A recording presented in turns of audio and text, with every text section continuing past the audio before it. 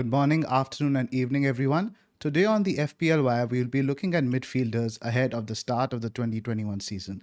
I'm your host, Zofa, and I'm joined as usual by my friend Big Man Bucket. How's it going, buddy? Thanks for having me, Zoff. It's getting closer now, almost 10 days away. So I'm really getting into it now, and can't wait for the season to begin. Honestly. What about you, LR? How's your team coming along? Oh yeah, I was talking here a big game about not tinkering, and then I sat on Sunday with my team, and I'm tinkering. I've been tinkering a lot, but I tinkered only on Sunday, and I'm hoping the pod gives me a little more clarity because I think except for Salah, come game week one, I don't know how my midfield is going to look. Everybody's vying for a spot at the moment. I'm playing around with Mane, I'm playing around with Son, I'm playing around with Bruno. I'm playing around with Mares. It's just a lot of action. Lots happening. That's interesting. Not decisive. It's interesting because normally I'm just very decisive. 10 days before, I'm decisive. I know who I'm going to pick. It's not the case this season. Exactly, because I know very usually you're very clear that these are the guys I want, but I guess to a certain extent that's the nature of this season, right? We have a lot of players who are coming up a bit late. We don't know how teams will behave with crowds back. So I guess there's a lot of uncertainty that there's so much to happen in the transfer window as well. There's a big merry-go-round left, and I was thinking about it. Actually, that's a thought that came to me today. I think a few hours ago, and I was like, I was planning my team for the first 7 or 8 gimmies because that's when I was planning on wildcarding, and I was like, who are you kidding? I think you're probably going to wildcard game week 3 because the transfer window shuts then, and there's just a huge merry-go-round left. I think there's so many big moving parts in the FPL landscape. I think I might just start planning a little more short term with my team. Yep. Should we get started? Sure. Sure, Cool. sure. I'll just get our sponsor plugs out of the way. DreamSetGo is a global portal for fans to gain access to sporting events around the world. Accommodation, flight tickets, hospitality, stadium visits, everything can be tailored exactly to your requirements. They also do celebrity experiences, which include master classes with your favorite sports celebrity or something as simple as birthday shoutouts. You can find links to the products in the description below. Also, just like Jadon Sancho's transfer, even DreamSetGo is in the midst of negotiations with some top Premier League clubs. We're very, very close to closing those deals and can't wait to announce them because I think they'll be very, very exciting for all of you guys. And if you guys don't already know, our statistical partners for the podcast is Fantasy Football Scout. All the stats that you see on the podcast are from FF Scout. If you aren't a member already, now is a good time to join and become a member. They have a 20% discount going on at the moment, and they just launched their new stats table, which is the new beta version. It looks so much better. It looks a lot sleeker, very, very useful. You can compare 3 people at the same time. Just lots of new features, and you should sign up right now. There's a link in the description below. You need to click on that link because it's going to help us grow our channel because we're affiliate partners as well. And if you guys haven't already joined our league, now is a good time to join. We're going to be announcing our prices very, very shortly. The league code for our listeners is GKTIYM. If you haven't joined the league, join now. Also, so far, Bakar, we've been lucky in the past few weeks. We've had some new patrons, so I thought let's give them a shout out as well. Thank you, Azim Karbari, Kunal Pawar, Daniel Bennett, Gaurav Asamul, and Mike Burke. 5 new patrons as well. And if you guys want to support us as well, we're working really hard to make this a good show for you guys. Just go on to patreon.com/the FPL bar and support us. There's no added benefits. All the content we do throughout the season is completely free. Let's get into it now. Soft. Right, right.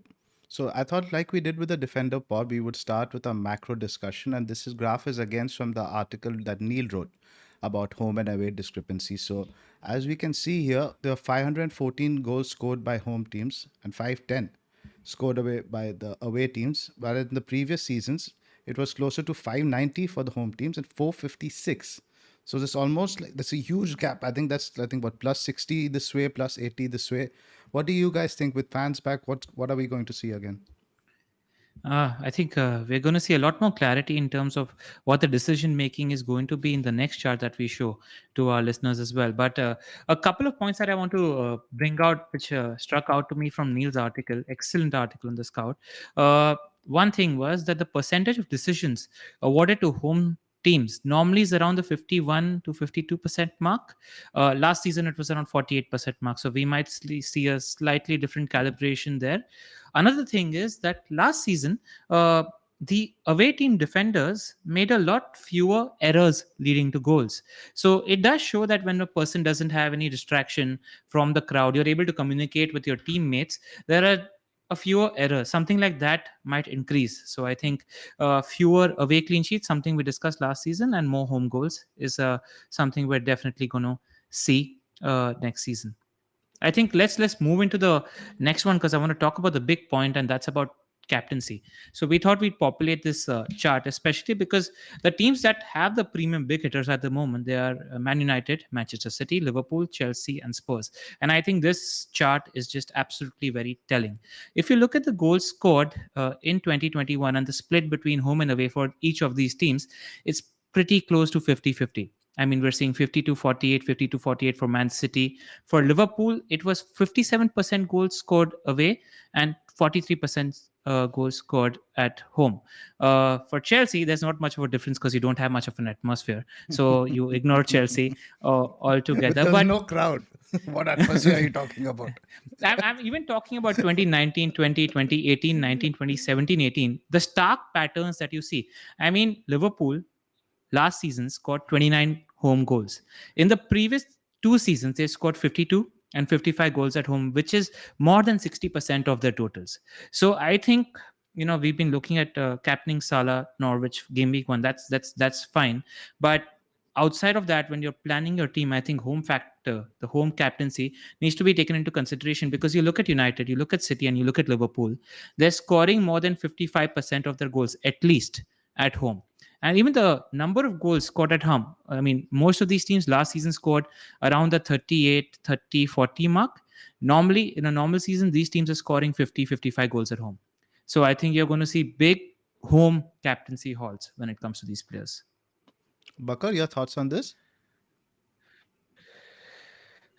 I agree. I agree to a large extent. I think more goals will be scored by the teams playing at home. But what struck out to me is the Man City numbers. Do you think the numbers last season, which we saw of them at home, they were down just to the COVID factor, or is it due to a change in play style, which we noticed from them last season? And how do we expect that to pan out this season?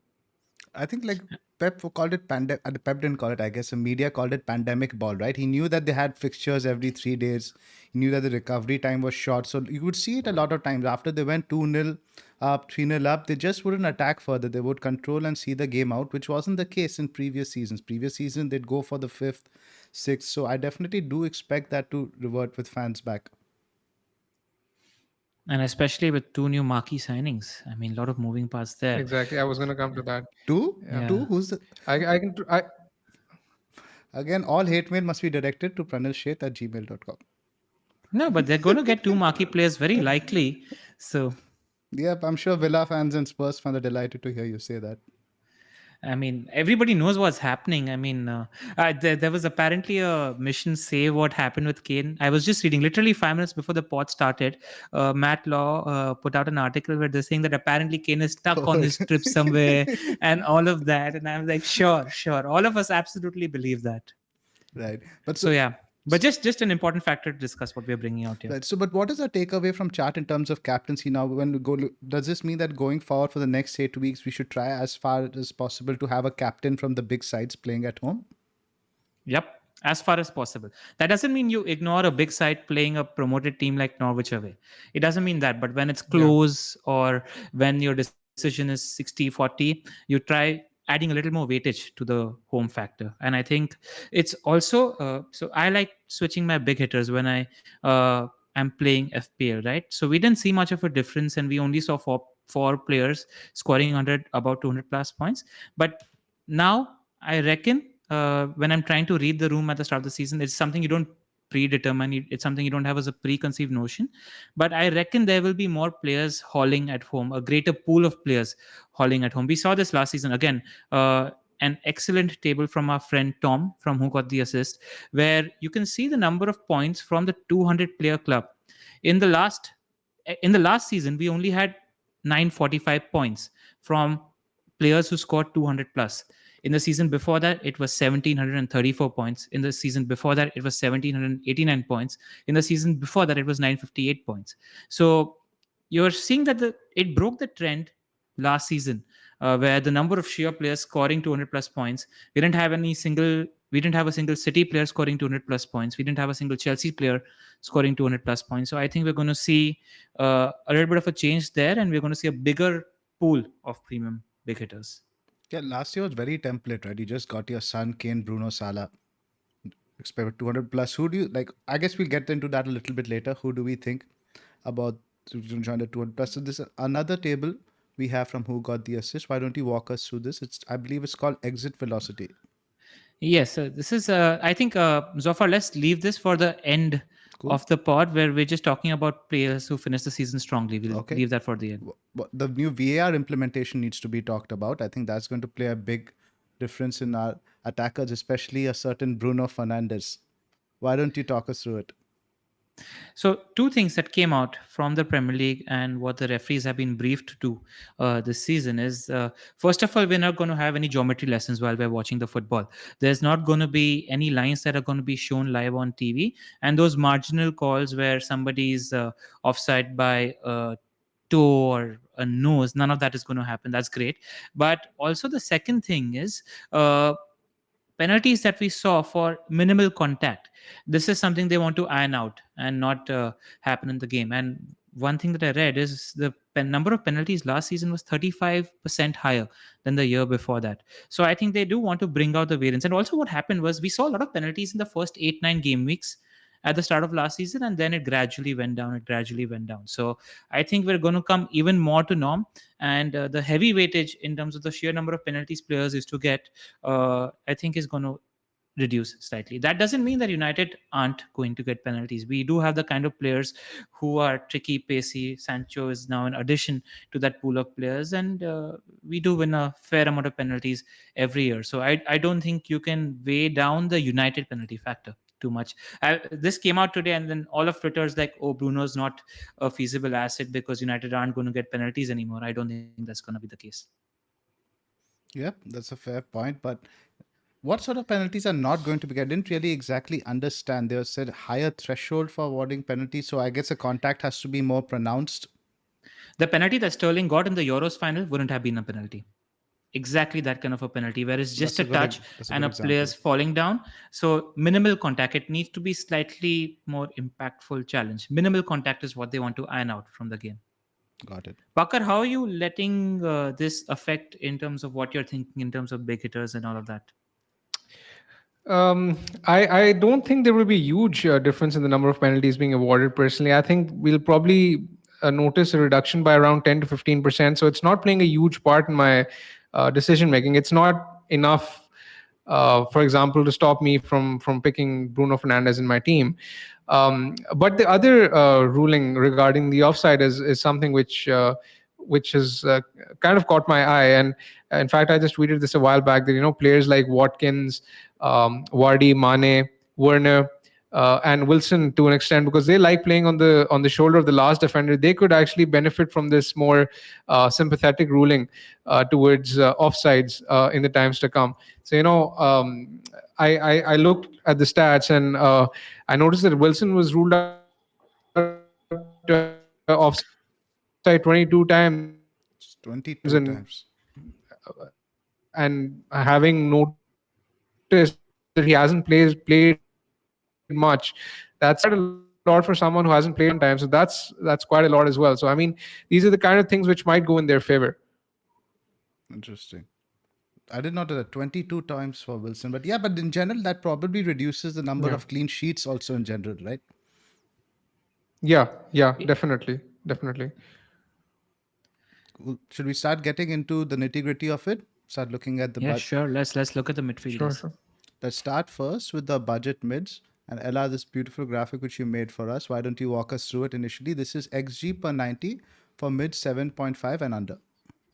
So we're just talking about the goal scorers, and it's very important to note that uh, when it comes to per 90 stats, you need to be mindful of the expected minutes that these players have. So if you look at the stats right now, when this is the stats for XG per 90 for midfielders, 7.5 million and under, we have Diego Jota, number one at 0.49. We have El Ghazi, Gundogan after that. We have Ferran Torres, Willock, Lingard, Pepe, Mason Greenwood, and then we have Ali, Zaha, and Barnes. Now, I was talking to Seb Vassell, who hosts the Scoutcast as well, and he was like, "It's interesting because most of these players that appear on these charts, when you look at the per 90, aren't really nailed on players. I think the only nailed on players that you can think of looking at this chart is probably Pepe to some extent, Zaha, and that's it. You're not convinced about everybody or any of these players playing every single game. But what you try to do when you're looking at these players is, if you're able to predict the expected minutes for any of these assets, or let's say a major sort of injury happens, if Mane or Firmino or Salah get injured and Jota is going to be playing every game, he's an absolute steal at this price. So this is what you factor in when you're looking at these players. I think that's a good point you make, because I think beginning of the season is when we might have the opportunity with a lot of players returning late, players not fit. Obviously, Jota catches the eye. XG numbers are very interesting. What do you think about Greenwood before we get into the other guys? Do you think Greenwood's going to get minutes with Rashford out? Uh, I'm not. He should be starting game week one, but what's happening is Marshall's fit. Lingard has had a preseason. We're looking to sell him, but Ole is open to the idea of keeping him in the team as well. So it can easily be, uh, Sancho on the right, Marshall on the left, and Cavani center. Bruno playing 10. So I wouldn't say he's exactly nailed on, but he's going to be playing most of the minutes. But let's say he starts against Leeds United on the right. Sancho's playing on the left against Leeds United. Greenwood doesn't impress. Marshall comes on in the last 30 minutes, impresses. Then Marshall's going to start the next game. That's the worry that I have. So it's very performance focused because we do have options And in those and you spots. get even Pogba who can play on the left. Exactly. So this is a slight worry that I have, especially with the United looking to switch to 4-3-3 as well. It's just that we have options. So it's a gamble with a high upside, but it's a gamble. It's worth noting that it's a And gamble. It helps that he's had Solskjaer a has full preseason. Solskjaer has hinted that he wants to use Greenwood in more of a number nine role this Hmm. season as well. And with Cavani fit, and if he looks like starting game week one, then that's another thing to keep in mind with regards to Greenwood. I completely agree. He should be safe to start. And in fact, I've been reading up on quite a few Man United sources, and most of them seem to think that he's going to start in game week one. But you're right; he could be one poor performance away from getting dropped, and he's always going to be prone to an early substitution, especially now with Sancho in and Martial back. Correct. Any other names Agreed. catch your list? Catch your attention here, Bakar? Uh, Gundogan, I think, is one which catches my eye, but I'd like to point out that these numbers I'm sure are inflated by his run after game week 13 last season when he was playing in the absence of De Bruyne. So I'm sure that if De Bruyne isn't playing, then Gundogan is a far stronger option. But without De Bruyne, I'm not sure I want to pick him. Yep. This is the case with all Man City picks, right? Whether it's Gundo, whether it's Torres, whether it's Mares, whether it's Foden. Whenever you look at per 90 stats, the City midfielders will be right on top of the charts. And that's because they just play really good attacking football. And whenever they're on the pitch, they're going to bring you points. The key is whether there is a point in the season where you're able to predict that a certain City midfielder, whether it's 7 million Ferran Torres, whether it's an 7.5 million Gundogan, whether it's Foden, whether it's Mares, are they going to get a run of 6-7 games? And at the moment, we just don't know what's happening with Man City. I have no idea who's going to be starting in game week one, and I don't know who's going to be starting in game week four when it comes to Man City, and that's the problem with them at the moment. These are very similar thoughts which were echoed by Pringle on the Planet FPL correspondence show. He said Mahrez is probably going to start game week one, but you literally cannot guarantee what Pep is going to do in game week two. Another player that caught my eye while I was watching the Chelsea Arsenal friendly is Pepe. He was quite dangerous on the right side. He had a strong finish. What do you guys think about him? Bakar? I think he's going to come into my consideration after game week three. Personally, I'm not looking at him for the first three fixtures, particularly when they have Chelsea and Man City in two of their opening three fixtures. So, if I'm picking an Arsenal player, I'm just simply going to get Smith Rowe for 5.5 at the start of the season, because I don't want to be spending more than that on an Arsenal. attacker or midfielder at the start of the season. Because there's also Saka, right? I think on the, he Pepe, if I understand right, he plays on the right, and that's where Saka also plays, no? So, no, Saka can play on the left as well, but Oba Yes, also plays on the left Saka. if Lacazette is playing center. So there's I think they're options there expected to as well. line. I think they're expected to line up with Saka on the left and Pepe on the right. ESR in as in the number 10 and Aubameyang up front. Hmm. And then also in Correct. the I market, would I would have that as their first team as well. it's, Exactly. it's interesting that they're shopping around for another striker. I know they've been linked with Abraham, so I really don't know how they're going to line up right now. Let's look at creativity. XA per 90. Just Go before we back. move on, just want to talk about Pepe's stats. He had 8 goals and 3 assists in the second half of the season, and in the second half of the season, he was performing at 7.3 FPL points per 90 minutes. So again, just something that's interesting. I also want to touch upon Willick because he's 6 million. Newcastle are still hoping to loan him in at the moment, and what's happened with Newcastle, and I think they're a very interesting club, is that they got a new assistant manager around January, and the results after January have been really, really good. Horrendous.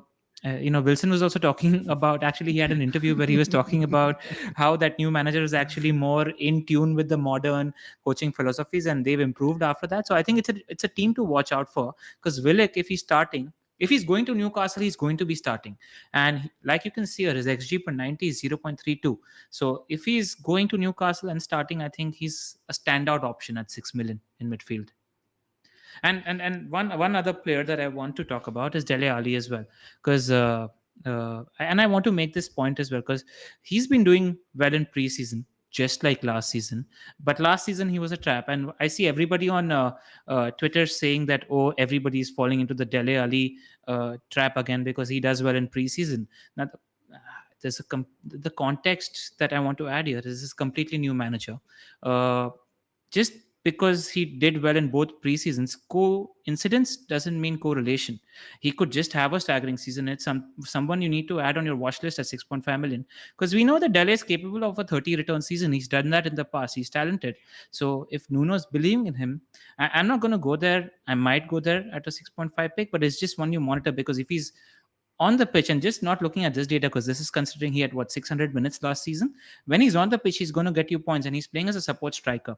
And especially if Kane is leaving the club, what's happening in preseason is Nuno's playing a dynamic four-man attack at the moment, where Son is sort of playing as a free role up front, Dele is playing as a support striker, and Moura and Bergwijn are playing as the two wingers. So interesting proposition at 6.51 to monitor.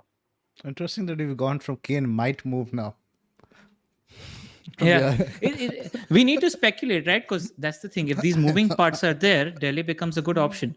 Because I think what happens is, if Kane is playing, then Son moves, and then one of these players switches out. It is not the case if Kane is sticking at Spurs. So I just think it's worth mentioning. Right. And Now, the good thing about Ali is that their Spurs are playing in the first game against City in Game Week 1, so you can afford to wait and watch. It's not as if you have to start with him right away. Game absolutely. week 2, 3, 4 is really good though. But you get a good If he idea of where scores they in, go. But if he scores in Game Week 1, I can see bandwagon coming in Game Week 2.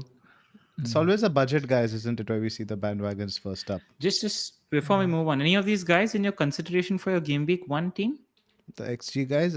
Jota, possibly Greenwood, possibly just these two guys for me. I'm monitoring Delhi from this lot I at the got moment, and burnt if last year. I'm a bit shy to go back again. but that's the point, right? Completely different No, manager. So I the understand, context, but it's just a mental thing more so than anything. exactly. And with Yeah, City for me, also, it's Bakar, it's between yeah, for me it's between Jota and Greenwood as well. Although I'd like to say that it's very very highly unlikely that I go there because I have I have a fear that they'll miss out in Game Week 2 or 3 if they put in a bad performance in Game Week 1. You're fair. absolutely spot on. Right. XA per 90. You want to read this out for us, Ella? All right. So XA per 90 is just who's good at chance creation. for 7.5 million mids and under. The name at the top of the list is Rafinha, who I think all three of us agree is by far the best pick at the 6.5 million price point. This also just goes to show us that he created so much last season. I remember his teammates fluffing so many chances that Rafinha created on the platter for him. So if his teammates have their shooting boots on, Rafinha is just a great pick. Something he's a set and forget, and somebody I'm constantly ignoring in my drafts because of the fixtures, but I think I just need to put him in and forget him. The other names on there are Rodriguez, Hakim Ziyech, Hudson Odoi, Mount, Trossard, Benrahma, Grobbs, and Saka. Pucker, who do you want to talk about from these set of names? I think Rafinha by far is the one midfielder who stands out for me. I know his fixtures at the start of the season aren't ideal, and in fact, I wasn't sure about starting with him in the first place when I made my first draft and when we spoke for the very first time. But having looked at his fixtures in detail, I see Newcastle, West Ham, Watford, Southampton, Wolves, Norwich. That's a brilliant run from game week 4 onwards. So it's almost as if I am booking a transfer in mentally for Rafinha in game week 4 if I don't start with him right away, and I don't want to do that because when I'm planning my team, I plan on using it for at least 7 to 8 game weeks. So I don't want to be booking transfers in advance. And for a proven player of his quality, I mean, particularly this calendar year, he's been brilliant. He's top among all players in the league for big chances created. He created 11 big chances, in fact, this calendar year. So he's been brilliant, and he was very, very unlucky actually not to end up with more points last season. And Leeds are an attacking side, so I can't really fault him. I mean, I prefer him to someone like a Buendia because he's still relatively new to the league. I know he's playing for the second time, but in a different team, in a different role. I want to sort of wait and watch how he does. With Rafinha, I know what I'm getting with him. And the best thing about him is that he creates so many chances that he usually, whenever he gets some return, he sweeps the bonus as well. So that's another sort of thing to add to his armor. Bakar, I saw you tweet about Rafinha being worth zero point 0.5 over Harrison as well. What's the Yep, thinking there? yep. In fact, I ran a comparison between the two very recently, and I mean, the creativity of Rafinha, it's off the charts, and it's not even close to Harrison's. I mean, Harrison this calendar year has been creating chances per 90 at 1.4 chances created per 90 this calendar year. When you compare that with Rafinha, who's creating 2.6 chances created per 90, so he's almost creating chances at a double the rate, and he's doing better in terms of BPS per 90 as well. Rafinha has 19.6 BPS per 90, Harrison with 18. So I mean, overall, when I look at their big chance involvement, chance creation, Rafinha just smashes it out of the park. So this is why I'm not entirely interested in Harrison or even Dallas for that matter, because for 1 million extra, you get a far more attacking player who's playing in the front three for Leeds.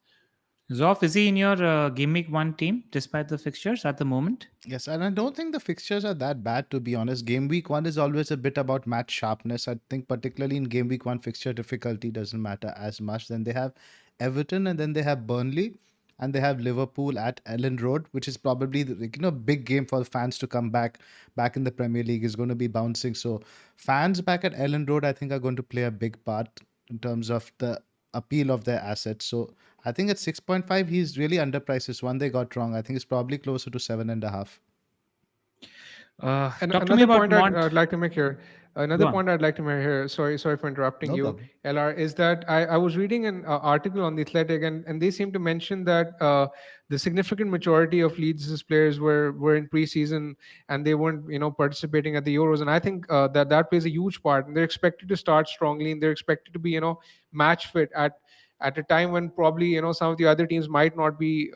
They might be lacking that sharpness which they usually possess in the latter stages of the season.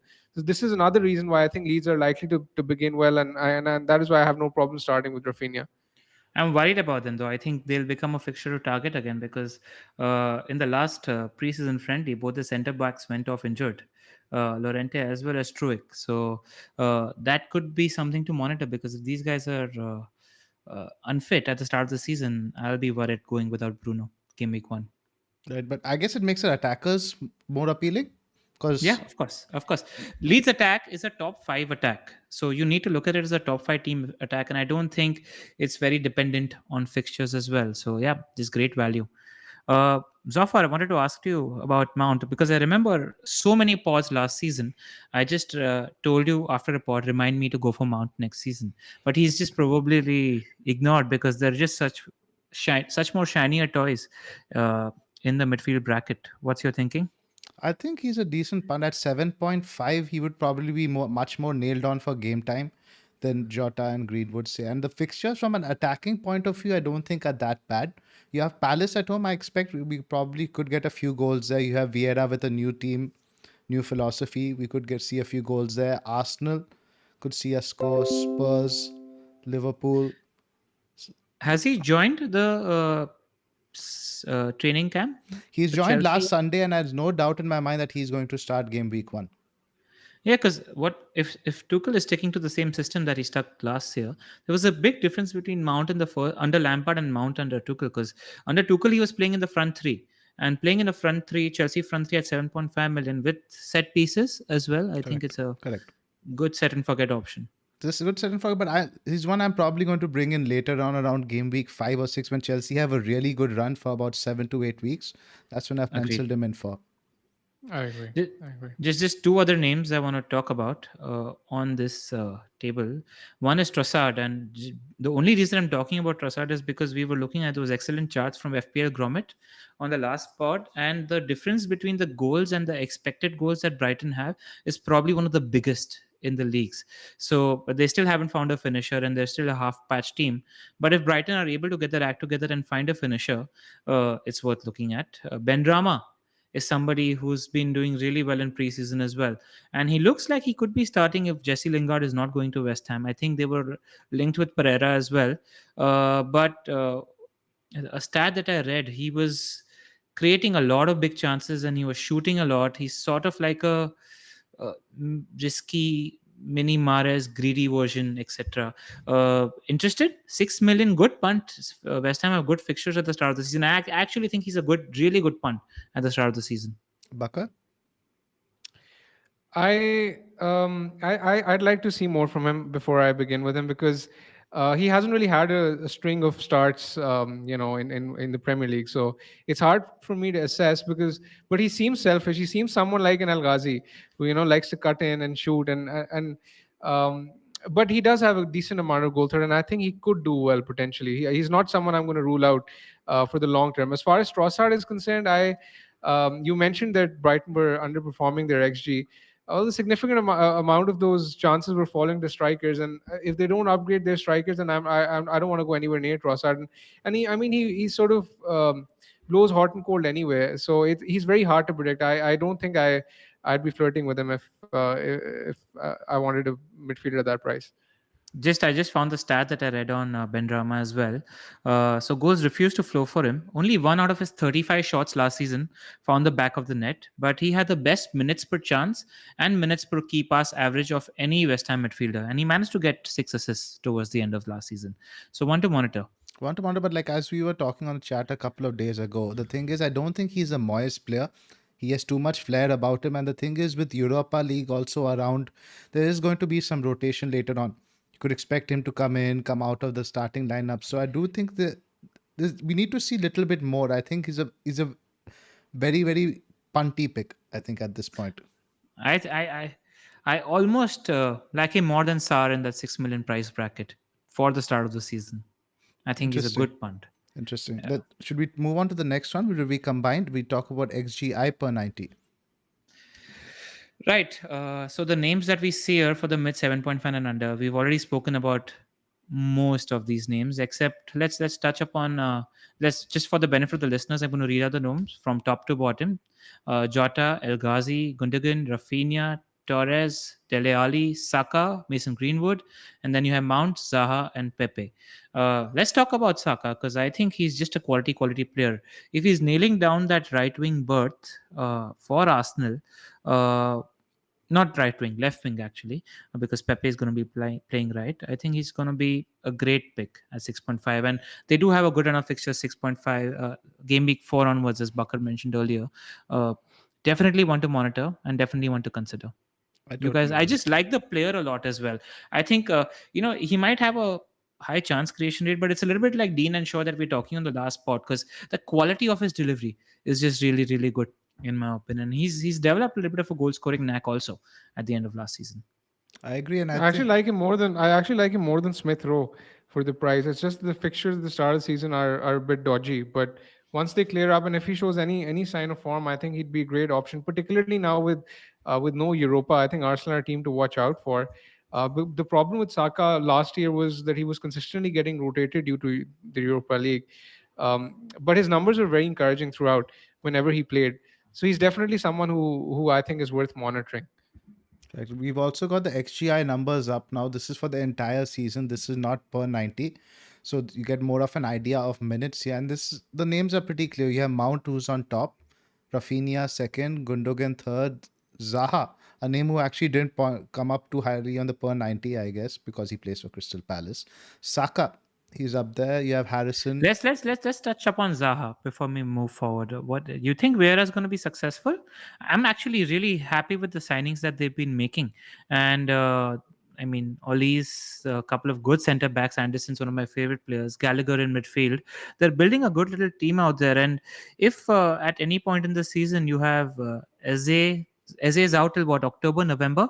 When you have Eze, Zaha, and Olis and Benteke playing together, it's not a bad attack to go with. They don't have good fixtures at the start of the season, but I think he's going to be in our thinkings, in our thoughts. And he had 11 goal season last season, playing for a very, very defensive manager as well. So if Vieira is even slightly more attacking, we all know what Zaha's about. He never gets injured.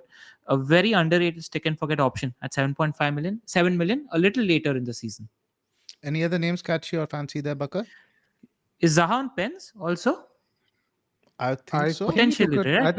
I think he took a pen in preseason. I'm not sure. I heard someone say I that. can't think who else Yeah. would. Yeah, and Millie is getting phased out of the midfield. So Correct. he's probably the only 7.5 million and under, except for Jorginho on pens and attacking as well. So that's something that I mean, to count. having looked at their fixtures in the first half, I'd be absolutely shocked if I owned a Palace player in Not 2021. not I at the don't think start. I'd be owning Not at any. the start. Just for later. One to monitor, I think. Maybe in the second half of the season. I mean, their fixture run is horrendous. I feel for Vieira actually. So before I pull up Ted's chart, let me quickly. Any other mids you would like to discuss? And there's no point getting into the promoted teams much because we covered that in detail in the promoted Correct. pod.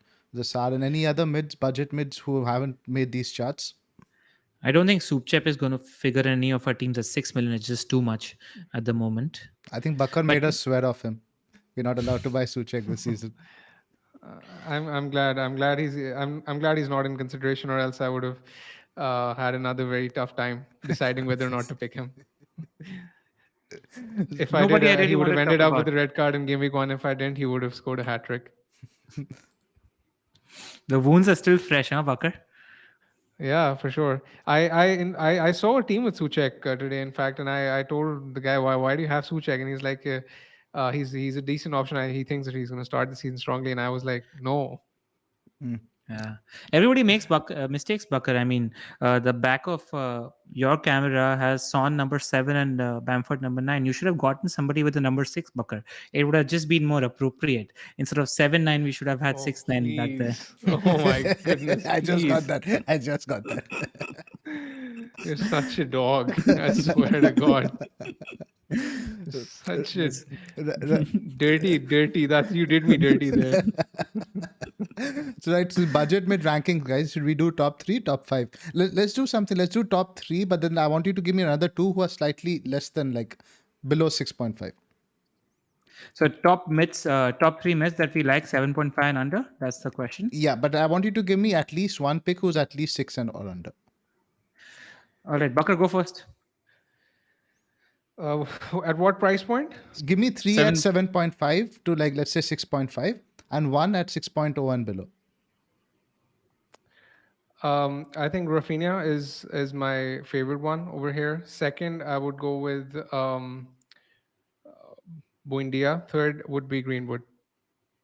All and nailed players except Greenwood, I guess. Yeah, and yeah, exactly. That's why I didn't mention Jota. And for 6 million and below, I think I prefer Sar, and then Smith Rowe is the second best, I think. that's a good list. LR? Rafinha number one, without a question or doubt, he's the best pick in that price bracket. Number two, Saka, and number three, just a gut feeling, Dele Ali. Interesting. Your number two and number three are quite differential, I guess. They're not very Yeah. template picks. Yeah, not for the start of the season. I just think over the season they're going to play out as good picks at that price Below point. six and a half? Saka especially, I agree. I agree. Saka Yeah. especially. Below 6.5, I'm with Bakar ESR. I like that price bracket, player price 5.5 million. Also, just I mean, worth mentioning that there's a lot of noise about ESR being more of a goal scorer. Arteta spoke about it. Smith Rowe spoke about it, where he has good creative ability, but they want to get him to get into more goal scoring positions. They want, and we were talking after the Chelsea Arsenal friendly as well, where you messaged me saying that he does look like he's just getting into a lot more goal scoring positions.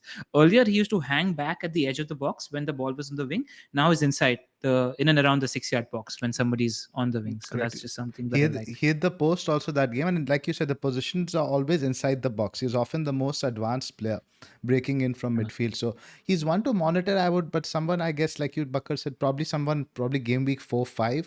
He wouldn't make my top five to start with. To start with, I think Rafinha is quite unanimous amongst all of us, the standout budget mid.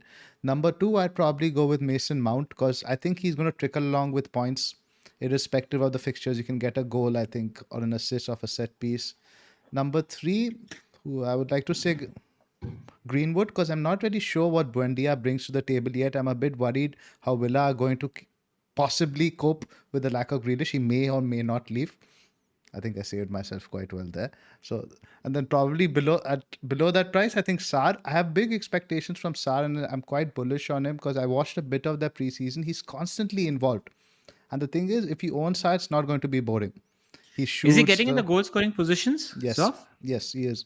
He's shooting a lot, but the problem is he's quite wasteful with his finishing. If he's going to shoot five, he's probably going to score one. So you need to have a strong stomach to own him, but it's not going to be dull. Got And it. he's their Watford's main source of goals, I would have thought, given how they're likely to set up on the counter attack. Exactly. He's the main attacking outlet in all aspects. So let's just move on to this chart that Ted's made for us.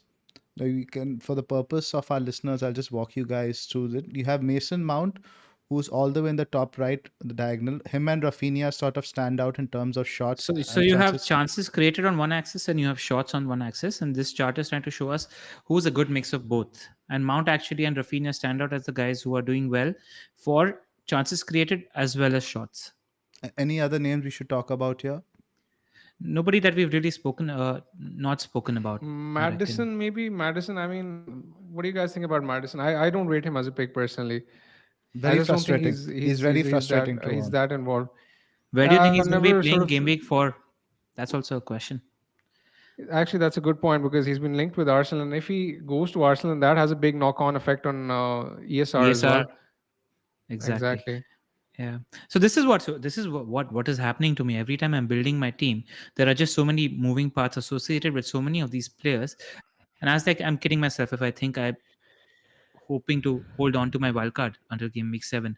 I can see a world where most of us are using our wild cards in game week 3. Right. So just to mention the stats here for Sar and Buendia are not from the championship. They're from the season where they were in the Premier League with Norwich and Watford. Cool. Before we move on to the premium price brackets, I just want to touch upon some names that don't actually appear on these charts. So I'm just going to talk about them, name them one by one, and if you guys have anything to say, just let me know. First up are the two Wolves midfielders, Trinko and Neto. Actually, that is just let's talk about Wolves because I think it's a very interesting proposition. Uh, they are playing for a much more attacking manager. They're going to be playing two halves of football, not just the second half of football now. And Trinka is somebody who I was reading about it, and he's just really really exciting. He's also sort of like a mini Mares who's playing on the right hand side. For Wolves, Bruno Lage likes playing a 4-2-2-2, and he takes a lot of shots. I think 2 or 3 shots per 90 is what his statistics were like. And he was good enough to play in that Barcelona team for the first third of the season. What happened is that because of an injury or something, Barcelona had to change their formation last season midway, which is why he wasn't starting for them. But before them, he was a starter for that Barcelona team, and he did fairly well for them as well. So I just think it's very very exciting. And when it comes to Wolves, all of us need to wipe the slate clean, because Nuno and Bruno Lage, they're like poles apart as managers. Nuno is safety first, defense first. Jimenez gets 2 chances a game and he converts one of them. Jimenez is going to get a lot more chances per game right now. So that is something we need to do. And the second thing is, I think they have a little bit of a problem in their defense at the moment, because they have But Boli, who's it's falling injured. apart every game. He's injured at the moment. They have this really good defender who's very highly rated, who's Pacey Mosquera, who's 4.5 million. Well, he also got injured in preseason as well. And in their midfield, they just have Dendonker, who isn't quite as good as some he was earlier. And you need to remember that there's a complete shift of philosophy when it comes to this Wolves team. So earlier they used to be sitting back, not very press heavy, and Large likes to press a lot when it comes to Wolves. So what I'm anticipating is actually Wolves might be the team to target for uh, captaincy early season, because I'm expecting Yes. them to concede a few goals until the time the team gets used to playing in this pressing sort of way. But I also think that they're going to score a lot more goals. That's why the likes of Trincao, uh, the likes of Adama Traore, who could even play central, and Neto, are people you need to monitor, because from game week 4 to game week 14, Wolves have a great run of fixtures. So my advice would be, if you're looking and deciding between which match to watch in game week 1 to 3, Wolves is the one to watch, because their run of fixtures post game week 4 is really, really interesting. Next, any other So names? more on Wolves. I Go ahead. was reading on Wolves as well, and this point regarding the Wolves high line is very pertinent that you make, that there will be a team to target for attackers.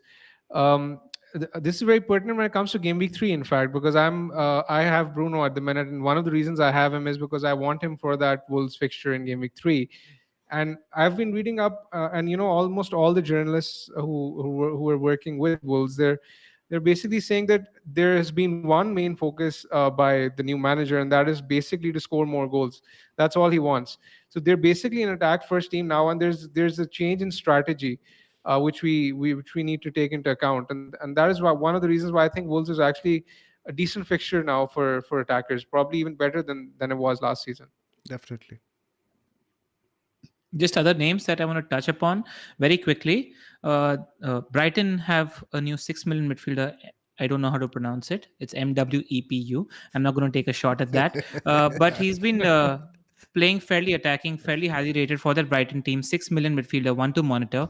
Uh, Olise and Gallagher, we know that Palace don't have good fixtures to start the season with, so let's move past them.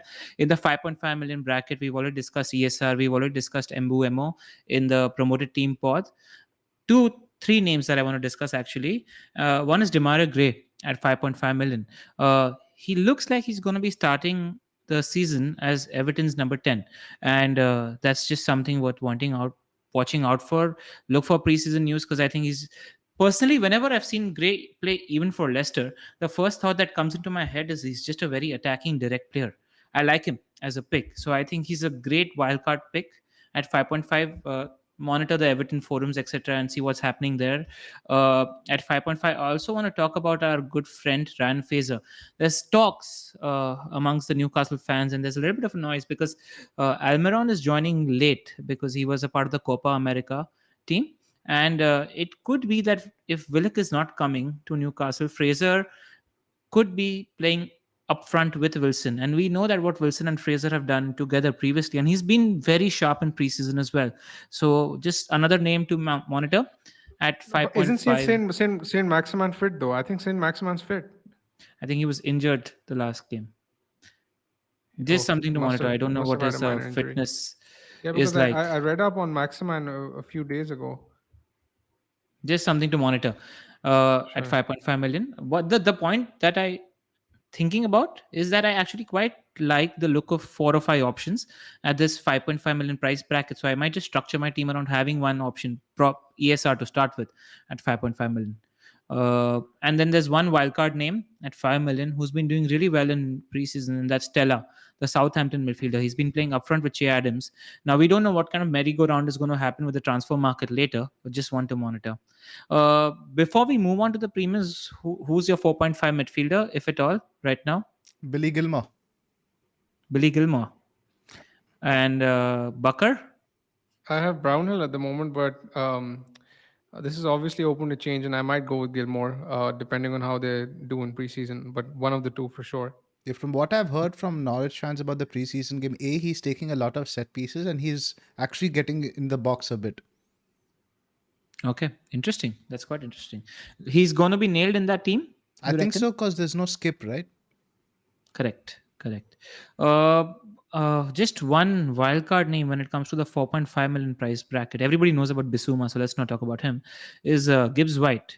Now the thinking, I was listening to again the Planet FPL correspondent pod today, and Large is probably going to be playing 4-2-2, right? So there's four spots in the front four. Trincao is going to be taking one of them. Jimenez is going to be taking one of them. There is talk that Gibbs White could potentially play as the second striker if Silva's not playing, or he could play on the other wing if Adama Traore is playing central with Jimenez. So it looks like he has potentially a high upside at that 4.5 million price bracket. So it's just something you need to monitor closely. At the moment, in my team, in the 4.5 million price bracket, it's Brownhill, because he does have that little bit of a price bracket goal threat to come off and do well. So like Bucker, Brownhill is my pick at Yeah. 4.5. The thing regarding Gibbs White is that he has been Wolves' best player in preseason. I was reading up on that. But the issue with him is that he isn't nailed, and that's the first thing you want from a 4.5 midfielder. Ideally, you don't want to use him at any point unless there's any injury or something. You're forced into playing 11 people and you don't have cover. So the first thing which has to be priority is to make sure that you pick nailed players, and I don't think he fits that category at the moment. I'd agree. Agreed. Premium mid Agreed. time? Let's go premium. Right. So I'll just walk you guys through. This is non-penalty XG plus XA per 90 for premium mids. I'll just read out the names in order. KDB, Mane, Salah, Sterling, Bruno, Rafinha. He's up there with the premium guys. Quite surprising to see that. Foden, Son, Grealish, and Mahrez.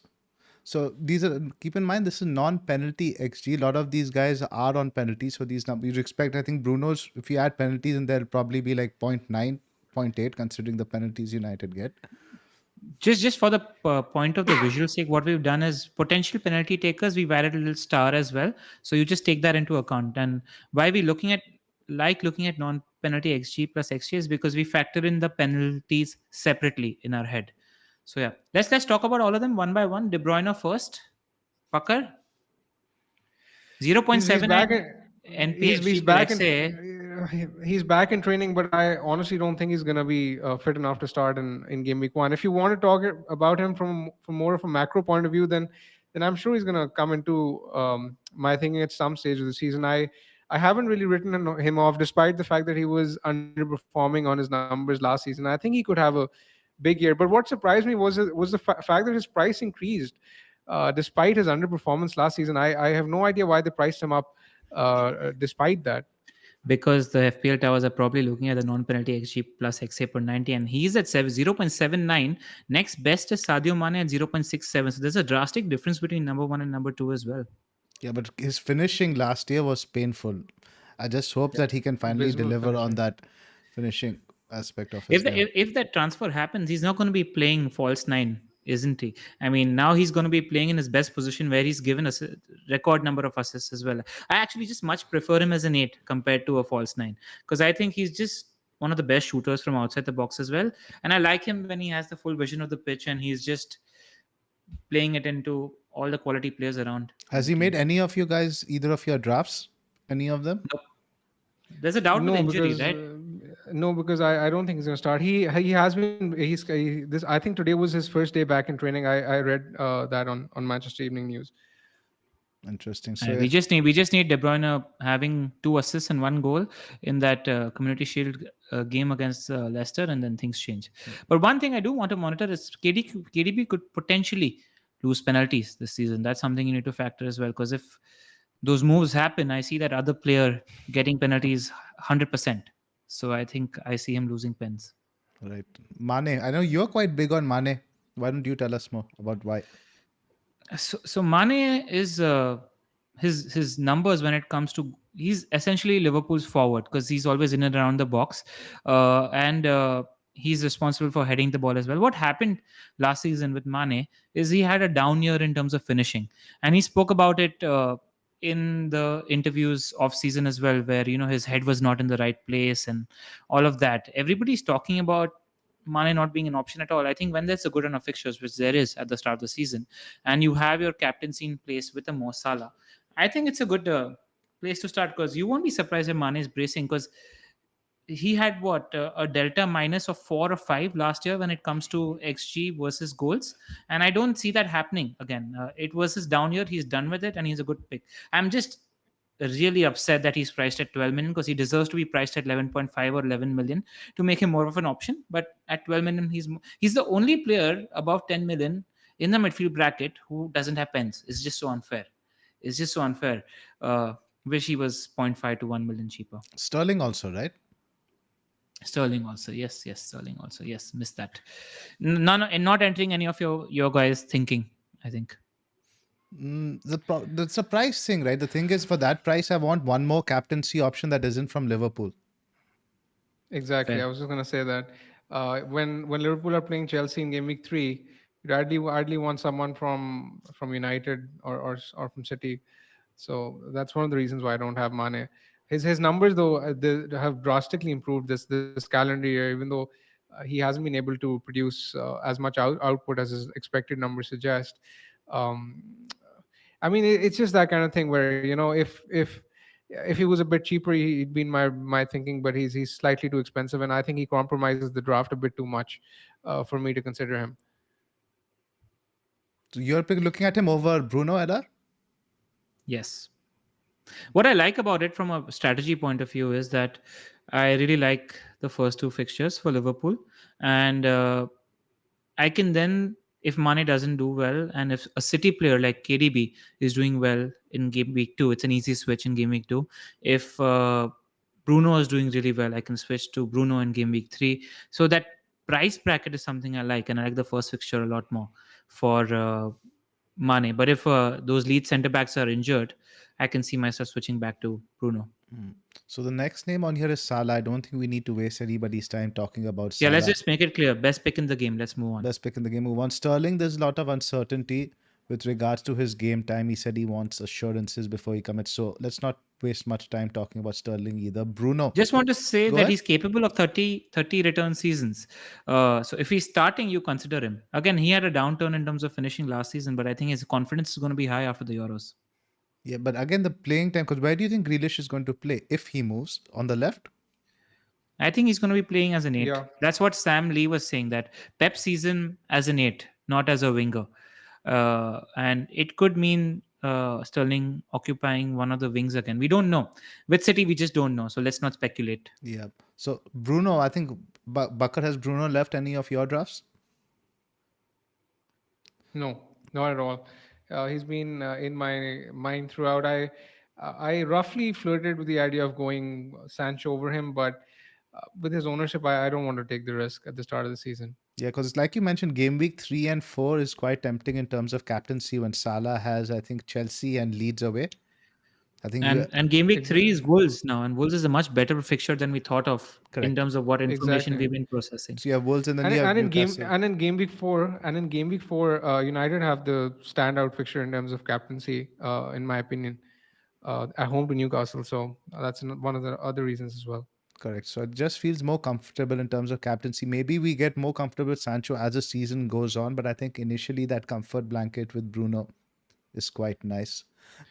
I mean, the thing with Bruno is that even in game week 1, I mentioned it last time when we were doing the defense part, that Leeds away from home, they're a fixture to target. So I want a United attacker for the first game week as well. I can see United scoring 3 or more. So that's I don't think Leeds will do well, or neither do they have a decent track record against the big sides statistically. So that's one of the other reasons I want Bruno. It's not just the captaincy in game week 3 and 4. Correct. It's a good point. So let's move on. We'll skip Foden. I think he's carrying an injury. Son, again, With go ahead, Ella. just on Foden and Mahrez, I just have one line. Same thing that I said earlier with the mids 8 million under. If you're able to predict minutes when it comes to Man City midfielders, they are great assets. It's just about whether they're able to predict minutes. And right now, the most likely player to play the first 3-4 game weeks is somebody who's had a full preseason and looked very sharp in preseason is Riyad Mahrez. So he's a good punt. That's all. Yeah. I think he's going to be a bit of a bandwagon if he bangs in the Community Shield. Correct. I I won't don't be surprised. Wouldn't be surprised at all. Now tell us about Sun. I think you've been asking me to watch these highlights, which I'm refusing to watch so that I don't get drawn into the Sun trap. So not it's not a trap, but just don't get moved towards. I know James is also very keen. I was watching him and Ricky right before we came on the Spurs correspondent pod. James said he's almost a first name. He's not left. He's expecting 200 plus points. What's your thoughts on Sun? So what's happening at the moment is Son is playing as a complete free role, being striker. He's on all set pieces for Spurs, and if Kane is leaving, he's on penalties as well. Now, Son scored 200 plus points last season without penalties, and I feel like he's just signed a new Spurs contract. I think there was a little bit of something where he was a little indebted to Levy also because he handled the whole Korea situation really well and everything as well. So he feels a lot of love to the club, and I feel like if Kane is leaving, Son is just going to say, "I've signed this contract. I'm Big Daddy now." And he's just going to be the talisman of that team. And so that's the positive. The negative is that Spurs are losing their most creative player to another team. So how many chances is Son going to get? So that's the negative. Somebody like Dele, somebody like Mura, and Dombele, they need to pull their finger out and step up and play really, really well. And so those are the two things that are in my head. But great pick at 10 million, nailed on for 90 minutes every game, never going to get substituted on all set pieces. So I just think it's a very good safety pick with a high floor and a high ceiling. Interesting. Bakar, you had put out a tweet regarding Sun, right? Yes, I've. In fact, I've put up two tweets in recent I'm times, waiting for and it, both Bakar. are, yeah, both are comparisons. So if you just give me a minute to run me No through those. problem. Yeah. So Son in 2021, I the first comparison I ran was basically I divided his numbers into two halves. One was game week 1 to 19. The Could other you was get game week closer to 20 the to mic, 38. Bakar? Your volume is just dipping a bit, Yeah, please. sure. Thank you. Is it fine Yeah, now? it's better now. Yep. Okay. So shots in the box per 90, Sun in the first half of the season, 1.47. That dropped to 1.07 in the second half of the season. Big chances per 90 from 1.06 in the first half of the season dropped to 0.28. So that is a huge reduction, almost a drop by almost 300% in the second half of the season. The second comparison I Pause. ran was Bakar, before you move on to sure. the second comparison, why did that happen? Why did it could be put down to the fact that there was a new manager. It could be put down to the fact that Bale was playing.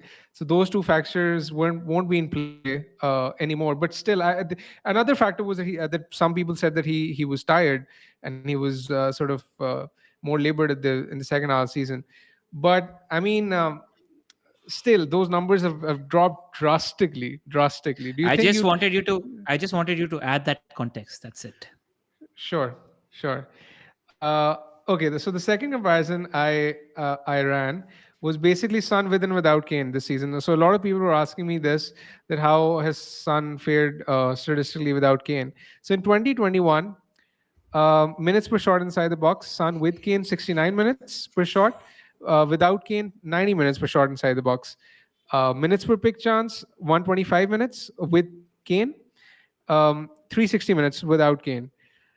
Spurs as a whole, I ran a comparison on their numbers. Their non-pen xG without Kane is zero point 0.4, with Kane is 1.4. So Spurs' numbers as a whole dropped significantly, and Son, I agree that he can benefit from being on penalties, but is that benefit large enough to outweigh the loss in creative potential that Spurs will suffer when they lose their best player? Is what I'm wondering. And with City to begin with at the start of the season and a new manager and a hefty price tag of 10 million, I'm not sure I want to go there initially to begin with. I am sure he's going to be a good asset to own at some point in the season, but he just But seems a you bit don't too look at much. City. You look at Wolves Highline game week 2. You look at Watford at home Game week 3, you look at new team Crystal Palace, game week 4. It's not like he's not got a good set of first 4 fixtures. It's only the first one. Yeah, gimmick. It's Yeah, only the probably the first one. first one is a tough one. Yeah. Yeah. So I And mean, just sorry, Bakar, go on. he's someone who I can't make out, because I can't make out how he'll do well because um it's just because of the fact that I haven't seen Spurs play. I mean, I'm sure that preseason will probably tell us that they've been doing well, but I'm not sure how much to read into that, and I want to see how they do in the Premier League under Nuno before I That's fair. invest personally. That's fair. Just one thing, actually, I want to add to Son as well, as he's statistically the only 0.53 NPXG plus XA per 90 for a Son is much better than a Sterling, because of just the quality of finisher he's for the last, and that's not just because of last season. For the last 4 or 5 seasons, he's been closest to Messi in terms of conversion ability, etc. That he showcased as well. He's just probably one of the best finishers in the league, and that's something you can't discount as well. So I just wanted to add that when you're looking at XG per 90 or XG stats for Son, they hold a lot more weightage for a player like Son because of the absolute elite finishing level that he has. So two things I want to add over here. Number one, I think the game plan of Nuno is going to be very different from Jose. Jose was just give the ball to Kane. That's it. That was the game plan. I think Nuno is going to have a lot more options to feed Son if Kane leaves. And number two, I think they're definitely going to sign a striker if Kane does leave. Ings is linked. He's their only striker right now in FPL. Kane. If Kane leaves, Spurs won't have a single striker in FPL. So you'd expect them to sign at least a couple of Yeah. strikers. So which might see him out wide again. He probably will deliver points still.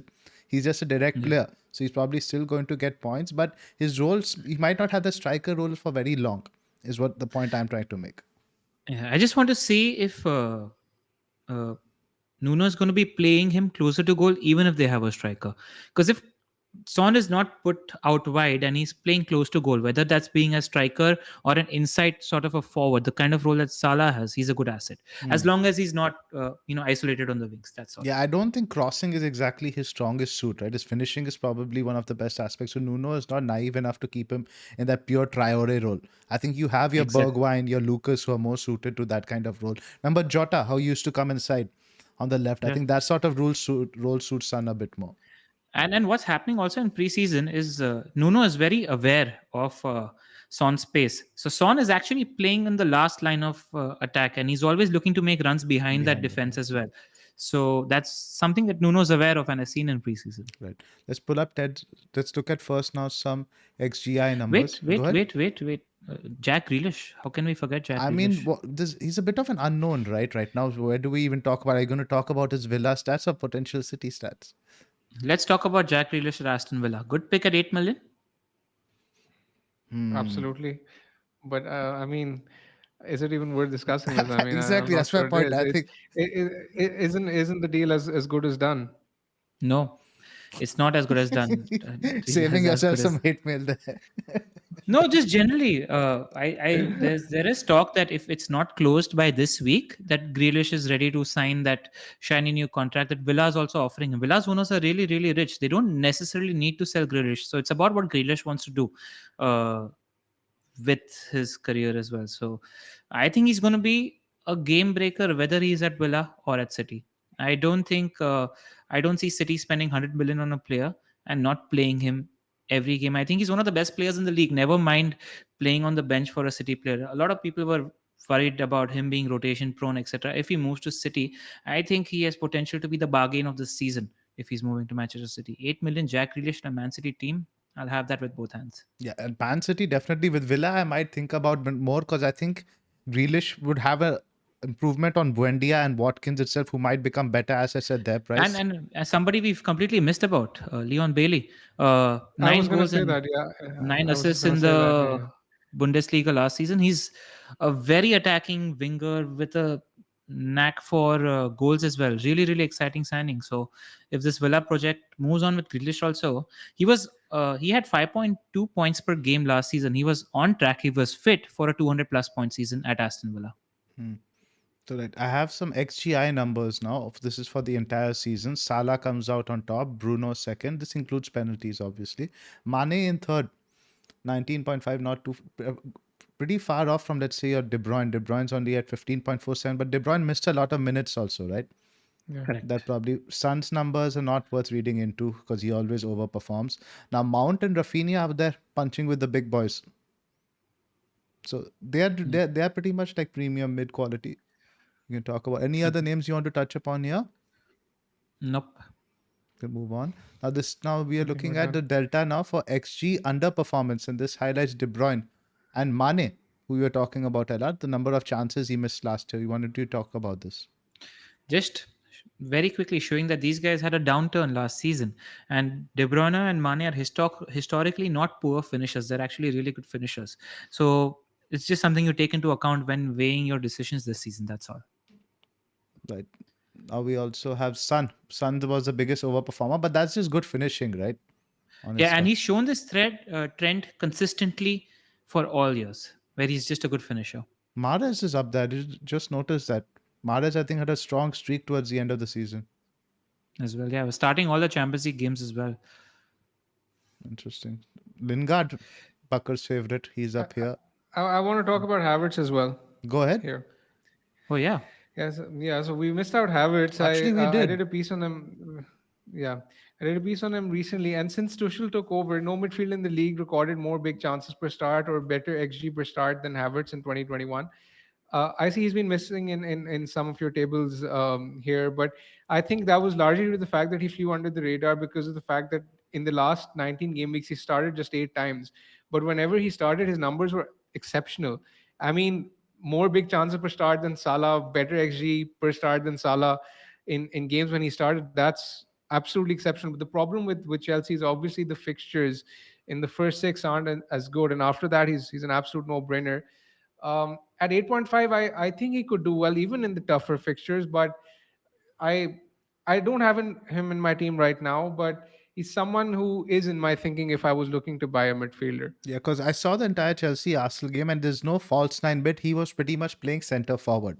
He was the main number nine. He wasn't dropping beat. He was playing off the last man with Timo, the other guy. Timo was playing sort of the wide forward who counters. So I think at least for the first 3 4 weeks, Havertz is probably going to be the striker. But make no mistake, Chelsea are going to buy another striker. There's a lot of bids being Exactly. tabled for Lukaku, etc. So how would Havertz play with Lukaku or Haaland, etc., etc.? That we don't know. I don't think he'd be an option honestly. If he isn't playing a strike as a striker, I don't think he's as enticing an option as he Why not seems as at a the minute. why not as a support striker? No, he could. That's what he False. could possibly play off Lukaku, or he could. But then, like you have Timo who might miss out. It's just a bit of uncertainty there that puts me off. But I don't think Exactly. he's a bad pick for the first few weeks because Palace is a very good fixture. The second one is Arsenal, who he just scored against. So I don't think Havertz is a bad pick, and he's going to be a good differential option. On this chart, he doesn't favor too heavily. Let's talk about this chart first. LR, why don't you walk us through it? One second, let me just quickly pull that out. So yeah, interesting is that again, we have chance created on one axis and shots on one axis. Fernandes, De Bruyne, and Salah are the three names that absolutely stand out, which is why they are the most expensive midfielders in the game. Mane is slightly lower volume of shots, but a high volume of big chances that we see, who is slightly less favorable compared to these three. And then we have all the others clustered together. Grealish's chance creation numbers stand out. He's behind only De Bruyne for a chance creation rate. Just imagine the kind of goals they're going to score if they're playing in the same team. And Sancho's numbers, these are numbers from the Bundesliga, so we take them with a pinch of salt. But what stands out when it comes to Jadon Sancho is that his chance creation numbers are elite. Yeah, we have another section to Sancho, but before we move on and let's wrap up the premium mids, do we need to do a ranking over here? I think Salah is pretty much I think we nailed need on. to speak. I think we need to speak about Sancho as well. We Yeah, have we're going to talk about Sancho. we have a separate section, but I'm just wondering for the other mids, do you want to do any ranking or anything here? Not really, I right? don't think I've not even made up my mind. Like I said, uh, like all of them are good picks, the ones that we've discussed and made cases for. And I don't have a ranking outside of Salah. Number one, Salah. Don't know the rest. I think for me, Salah and Bruno. I'm pretty sold on I Bruno. Yeah. agree. So I think these I two guys. agree. I Yeah. think that what. Let's just take a pick on the third one. Who do you guys like out of this Mahrez, Son, Sancho, that sort of bracket? Who do you like? Son. Sancho, I think. Sancho. All right.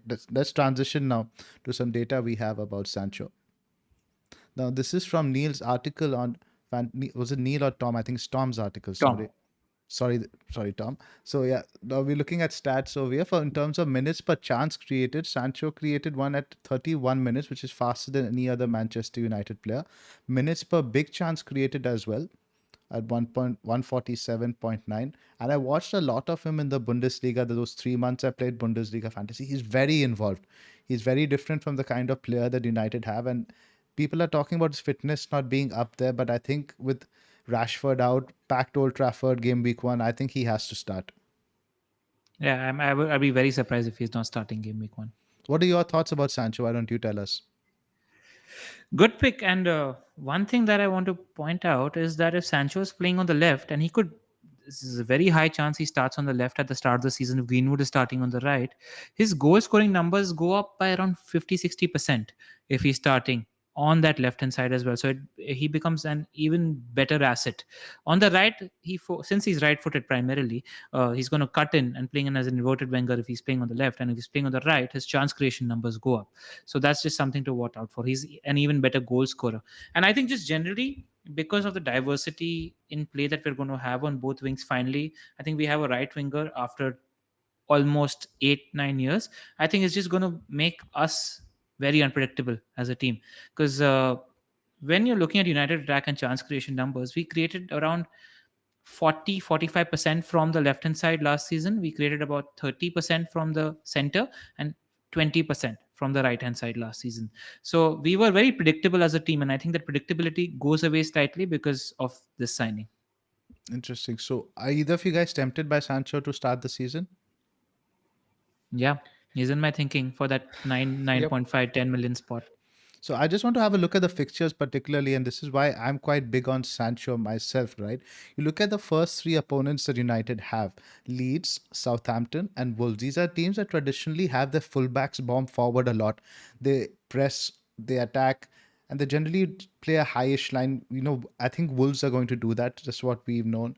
Southampton have Walker Peters, and the fullbacks generally push up a lot. So I think with Rashford out, he's going to be a primary counter attack outlet. So against all these teams, he's going to be the first target on the counter. I think he could really haul in these first three fixtures. Yeah, I agree. Good thinking. In fact, when you told me that, I started considering him even more strongly. For some reason, I'm not as bullish as I should be on United at the start of the season. I need to because the fixtures are there. Bakar, any other thoughts? Nothing to add really. I think he's a great option to own at the start of the season. It's just that with Salah and Fernandez in the team, he's hard to fit in at 9.5.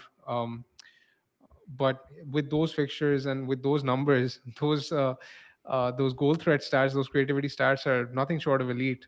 So Yeah. he's definitely worth considering. And the thing also, right, he's only owned by the time of recording at about 12%. If he does take off in game week 1, being a Manchester United marquee player, that's just going to shoot through the roof. And the problem is, with most of the structures I've seen around, most people will have to downgrade Bruno to get to Sancho, Yeah. right? Which you may or may not want to do. And then what happens is, then when are you going to get your Kane money from? Correct. So that's why I remember Which is why we were talking about I see a drafts today world. morning. Bakar, you remember Yeah, we were we talking about had this we had this draft we had this discussion this morning where Zoff was basically talking up the importance of not having a rigid structure at the beginning of the season, because you want to be in a position where despite all the transfers that might happen in the future, you want to be in a position where you can shift your funds between midfield and attack very easily. Correct. Now you had, for example, I saw a defense of Diaz, Dean, Trent, and Shaw.